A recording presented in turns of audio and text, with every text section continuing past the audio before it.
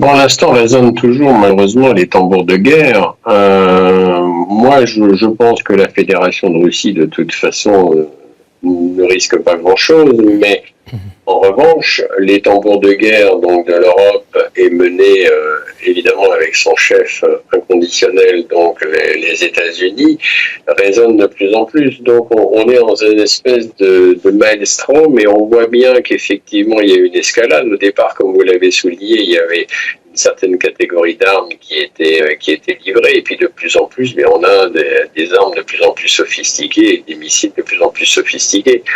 On a aussi, et malheureusement, et c'est une sale guerre, parce que de l'autre côté, il y a aussi des armes qui ont été livrées, des bombes à sous-munitions. On se rappelle qu'il y a quelques mois, un scandale avait éclaté, comme quoi il y avait énormément de bombes à sous-munitions qui étaient livrées aussi à l'Ukraine. Donc, malheureusement, tout ça, ça profite toujours aux mêmes, ça profite toujours aux marchands d'armes, ça profite toujours à cette espèce de bourgeoisie militaro-industrielle. Et malheureusement, pendant ce temps-là, effectivement, il y a des jeunes sur le front, qu'ils soient ukrainiens d'ailleurs, russes, qui malheureusement meurent. Voilà. Vous savez, je vais citer un monsieur qui s'appelait Paul Valéry, ça devait être en 1936 de mémoire.